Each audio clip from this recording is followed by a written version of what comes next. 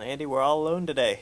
And we're not so much cuddling either No, on it's the not. on the cuddle couch. I mean, I thought about moving a little bit closer, or A to little, balance things out a little bit farther little away. teeter But totter. so I'm just trying to find a comfortable spot The cuddle couch is empty. on the cuddle It's couch. very empty today. Hi, So, folks out there in DTLT going. today land. so Jim is off at Penn State. Martha's gone for the day. Yep. So it's you and me, which means we get to talk about what we want to talk about. Again, the true media empire Exactly. is left in DuPont to figure everything out. Right. All the idea people are gone now. Exactly. That's right. We're left to our own devices. We're the idea people, the big idea people. There you go. So, we're going to talk a little bit about.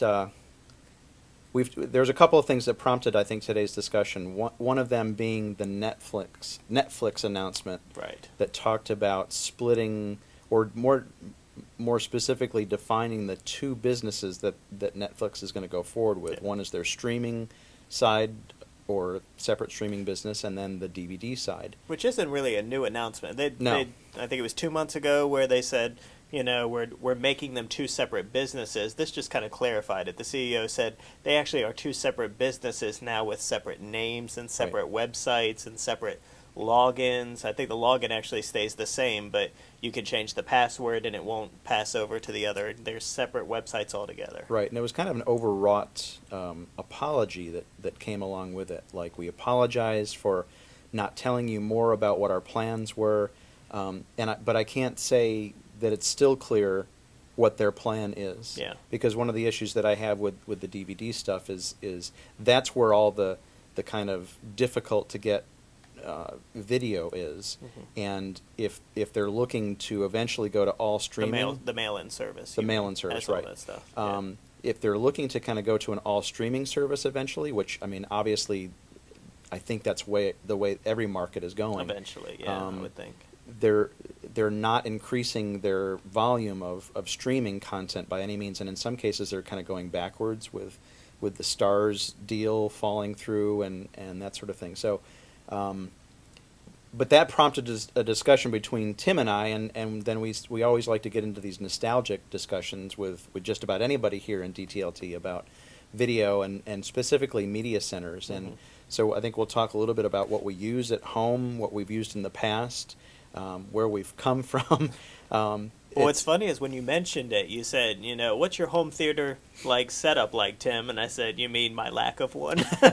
I really don't have anything. And then I felt bad. No, I mean, here's the thing. It was just like, by the time DVRs came around to where they were the norm with DirecTV, with Dish Network, and all of them, it's like I lost interest in sort of the DIY mindset. Mm-hmm. But the thing was, the more I thought about it, I got nostalgia because I really was really into all of this stuff. Absolutely. I mean, building your own computer, loading the software and stuff like that.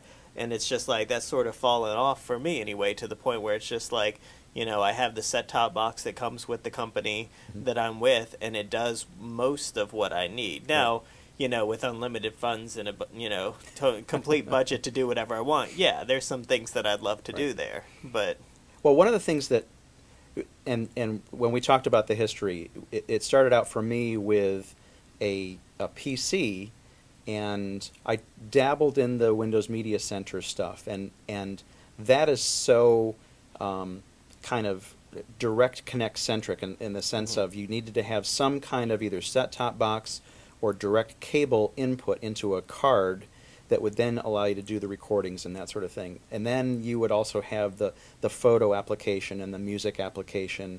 Right. And it was also Windows Media based, which kind of, if you were in the Windows world, that was okay, but things And were you starting... were. And I was. yeah. But things started to change over to the H.264, and that compression technique got to be very popular. Some of the set-top boxes for the satellite Right.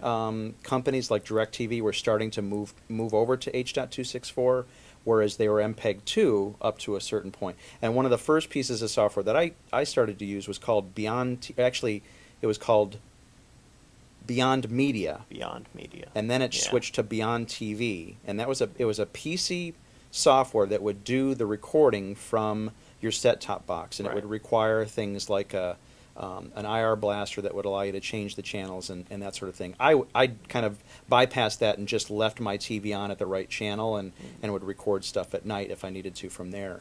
I have your pimping setup in a picture here, and I think I would be doing By our all means, viewers an let people- injustice yeah. to not show people how just slick that this setup that Andy had was. Yeah, slick So, is one word for it. Yeah, this was his very cool home theater PC setup. This is a Panasonic 31-inch tube TV that I bought, I think, even 10 years or so before. I think 1996 is when I got this, and this was probably 2002, somewhere around there, that I'm showing off this pimped out system.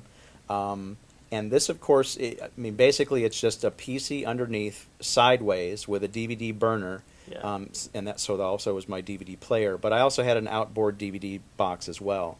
And that's one of the things that the Media Center always was difficult to use in that way was as a DVD player. Because you always had the software that was kind of clunky or didn't support all the menu features, and you didn't necessarily have just one remote that you could point. You may in some cases had to use a keyboard to log in or to do different things or to get to different areas on the PC just to start the DVD program. So it was still very clunky to try to get things going. Someone is mentioning Myth TV, which was the Linux version that of was something the along this Linux line. software, and I don't think you dabbled in it much, but No. I jumped in just barely, and I mean, it was never where I wanted it to be. The Linux stuff. Now they've got actual like Ubuntu distributions that are set up for MythTV, and those are supposedly a little bit better. At the time, it was almost like you had to do it yourself, even in that regard, with all the settings and config files and the display drivers and stuff like that. Is it really called Mythbuntu? Yeah, it is. Oh my gosh. Well, there was another one that we researched this morning called Sage TV, and that was a competitor to Beyond TV, and competitor is kind of a loose word, I guess, because a lot of these kind of had this open source feel to them. Yeah. Beyond TV, I think, was more of a solid commercial product. Yeah. And that's kind of where I wanted to go, and it worked really well. Well, and I don't know if you have Beyond TV, you can actually still buy. I mean, when you go to their website anyway, it still shows that you can buy it, but I doubt they're not really doing much in the way of sales of that anymore, certainly. Yeah, and I think the last time that I actually used Beyond TV was the 2008 time frame, and they had version 4.9, I think, which is where they are right now. So they really haven't done anything. Yeah. And they've gone the route of kind of LAN DVR servers where corporations or educational institutions or whatever would be able to record any TV from anywhere and kind of use those clips and repurpose them. Kind of like the Daily Show does their recordings of TV all day long, and then they're able to take their clips and use them in the TV show to do the parodies and that sort of thing. Which is kind of a smart thing to do, rather than when as opposed to your whole business collapsing, you move towards the enterprise and think of interesting solutions in that regard. So, not a bad thing. So from Beyond TV, I think I still tried to. I moved into a new house in 2008, and tried to kind of incorporate the PC into the new home theater that I had set up, that I have set up. But that was about the time where I started to get into the Macintosh realm. Oh, and I should show people your 2.0 version. That's right. Don't forget this is 2.0. This is Andy's setup 2.0. And I just love this because it's like that slick new TV, awesome speaker system, and there's that Dell Dimension box right down there. I really could have done just very well with this image by focusing on the TV screen and nothing else. Just forget the computer underneath.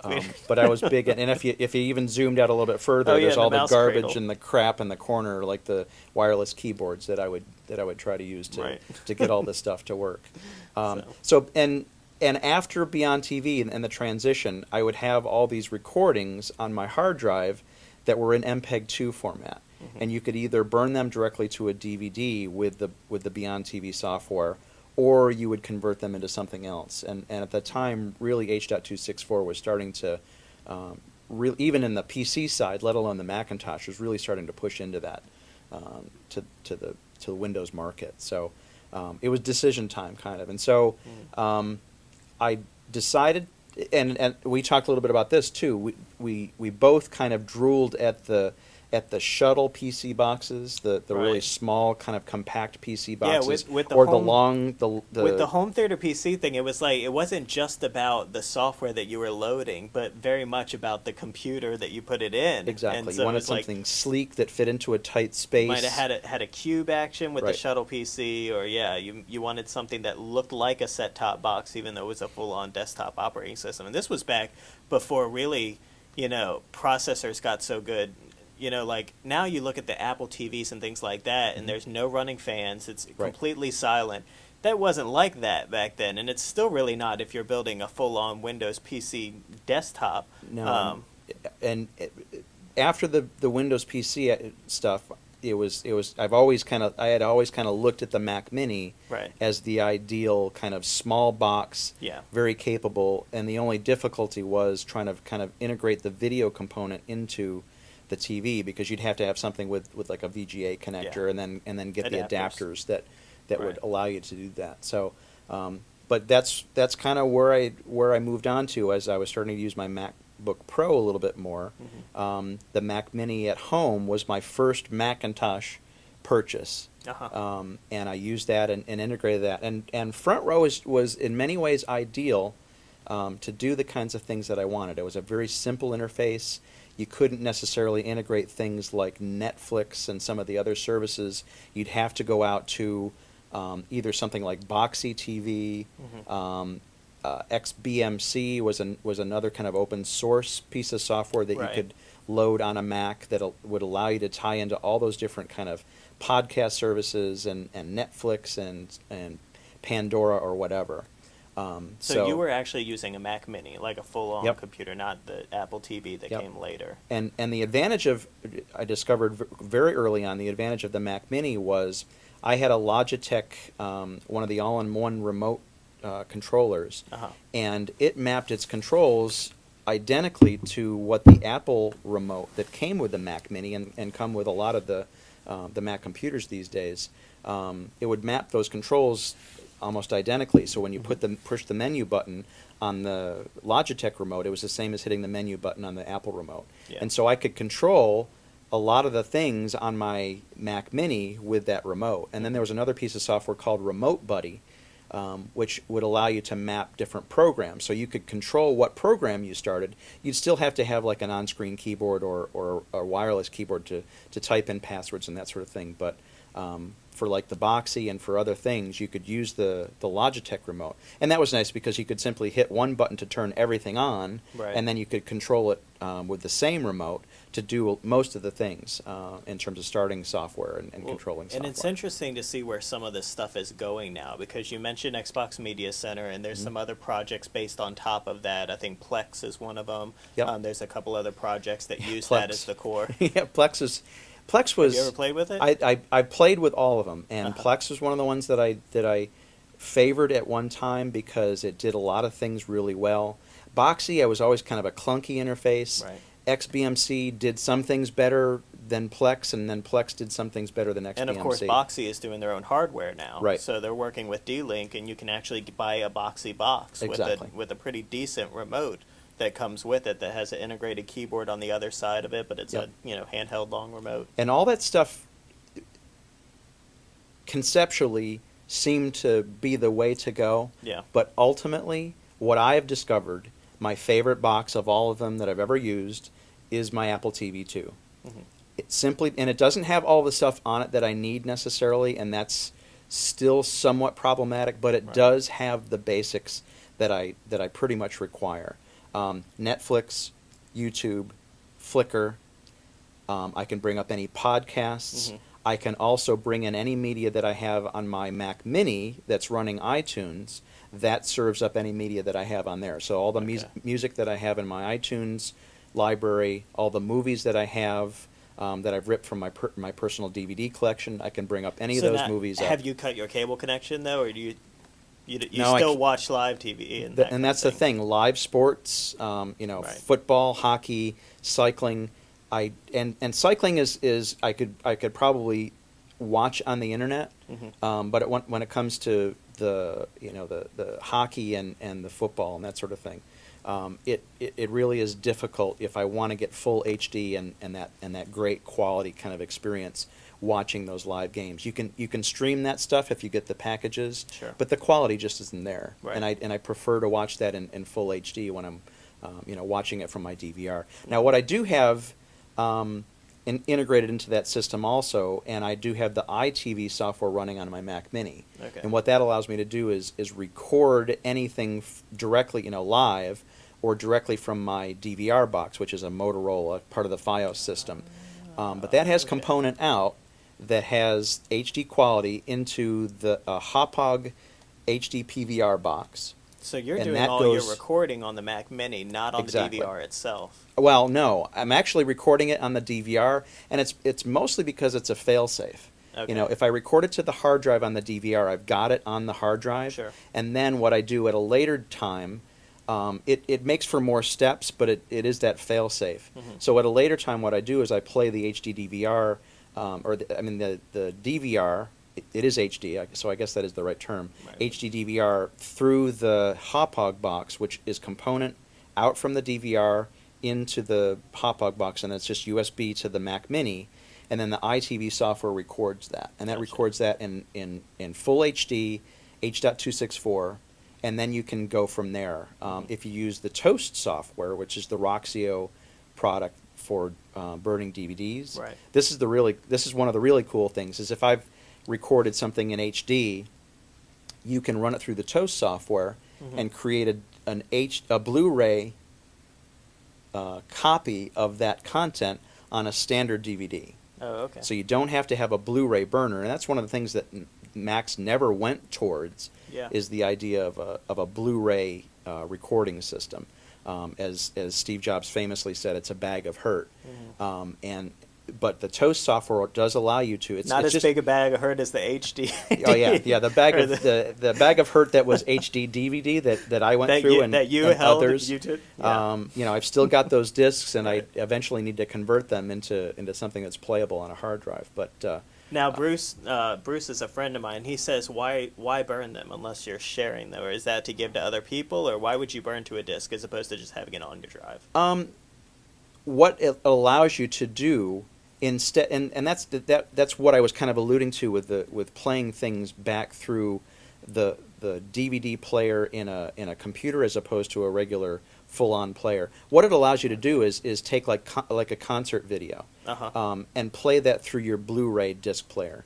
So instead of going in and finding the file and getting into that interface and maybe being able to get a full high-resolution quality video out of your computer and playing that, playing it through the Blu-ray player really allows that's what the Blu-ray format, the AVC HD format, really is designed to do is play through as kind of a standalone player. Gotcha. Now, when Apple TV gets to the point where it's really handling like 1080p video and the higher resolution videos, it'll be better for this. But it's nice to be able to pop in that concert video in your Blu-ray player and play it through that. So there's pluses and minuses. And I'm trying to follow some of the chat now, but it all has to do kind of with the less work the better, I guess, is what I'm shooting for, and I'm hoping eventually the Apple TV box does things like the Amazon Video Prime, the Prime Video stuff. Outputs at a higher output. I'll need to upgrade my TV eventually because that really is only it's a Pioneer Plasma that's a 720p TV. So it does a really good job, and Plasma versus LCD is a completely different topic that we can maybe get into So the at some Apple other TV, time. it does 720. It doesn't do 1080. That's right. Gotcha. And whether they can do a software update to that, and another interesting thing to get to on the Apple TV is the idea of the apps that are on the App Store. Right. And what could easily translate to playing through your Apple TV box on your big screen television set. Right. Because some of the stuff the OS that's on there is iOS. It's a different Exactly. version of it, but it is iOS in the back end. Exactly. So some of those and some of that stuff has to kind of translate to a controller. Like how do you play Angry Birds with your Logitech remote? But other things like viewing documents in Instapaper or something like that, where you can go in and you can read some of your offline content that you've saved, or some of the Wikipedia programs and that sort of thing. To be able to bring those up on an Apple TV, to look up some of that stuff, even with a simple on-screen keyboard. Well, and we're already going to see little pieces of this with the display mirroring component that we're going to get in iOS 5. Right. And so games like, I think I saw one demo of a racing game Yep. where you could have an iPod Touch that acts as your controller, but Exactly. the game itself would be on the television set. Well, and that's a really good point that I'm glad you mentioned. That both the iPhone and the iPad will essentially act as controllers of the Apple TV. Mm-hmm. So when you're watching content, or when you're looking at things on the screen that require you to type stuff in, all you need to do is kind of grab your other iOS device. Mm-hmm. And as long as you're on the same Wi-Fi network, which obviously at home I am, you kind of set that up to control the Apple TV. And so you can type in your passwords, you can type in little bits of text, or do search box stuff on the Apple TV, and that allows you to kind of go to that next step. So it really is getting there with either an iPhone or a iPad.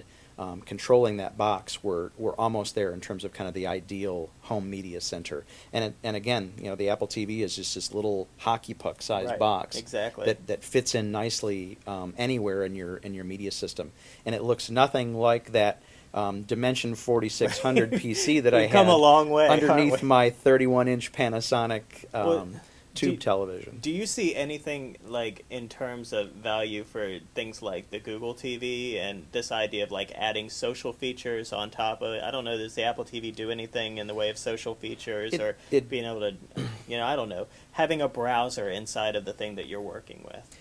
Yeah, a browser on a TV in general, I think, is problematic. Yeah. It's almost better just to like have an iPad for you to do browsing when you need to, and then what you're getting at is the kind of integration of the social media with like television watching. Yeah. Hey, I'm watching the latest How I Met Your Mother or Right. whatever. Following a Twitter hashtag while you're exactly. watching the local news or something. Exactly, and how this all kind of gets sorted out, I think, is still up in the air, because right now Fios has their widgets, Mm-hmm. and they have a Twitter widget where you can be watching something and actually tweet out during a show, and it knows what show you're watching and things along that line. So some of the stuff, how it ultimately gets packaged and figured out, I think is still up in the air. Yeah, it's worth noting one of those old school companies, Sage, got bought out by Google. Just this summer. Yeah, and we still don't know what kind of integration, as you mentioned, the Google TV, and I haven't played around or even looked at that, because one of the problems with that I saw right away is that the whole thing was $300 Right. to start with. Now I think they've knocked it down in price. Yeah. It might even be down to $100 at this point. Well, it's the same situation where Google's got what could be an interesting software platform, but they're at the whim of the device makers. The Android's in the same situation. It's sort of like Google can do everything that they want to make the software user-friendly, Mhm. but if Logitech can't bring a device down to Right. somewhere in the $99 range, it seems like at that point it's dead on arrival, just because of Apple TV, Roku, all the other players who have these tiny set-top boxes that can do so much already. I mean,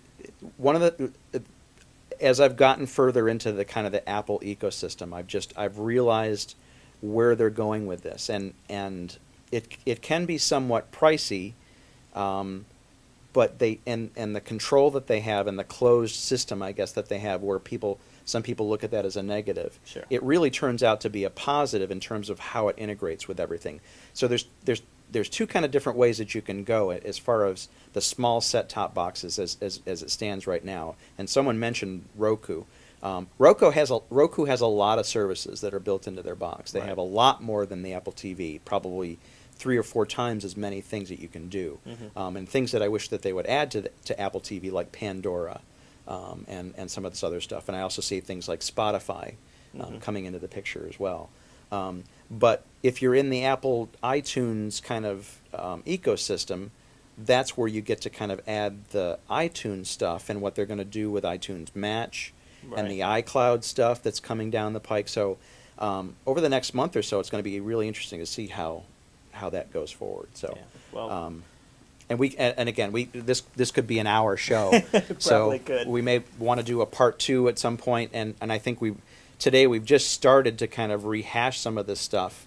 But I don't know as we really had any kind of direction for it. And so I think what I'd like to do is just kind of get a listing of what works now and how it might work in the future with the Apple App Store and that sort of thing, and how it works on the Apple TV. And we'll also maybe even revisit this after some of the Apple announcements that are going to come up in the next couple of weeks, I think. Yeah. Well, of course, we archived the chat, and this will be up on the website this evening. So thanks for all the great chat stuff that's in this particular I don't know if it was an exciting topic or whether you just kind of decided to we are exciting people, Andy. Share your information. Well, I have to believe that we at least sparked a conversation. There so, you go. But this has been fun to reminisce and to prognosticate a little bit, and we'll see where it goes in the future. All right. Thanks for watching, y'all. Thanks. Bye-bye.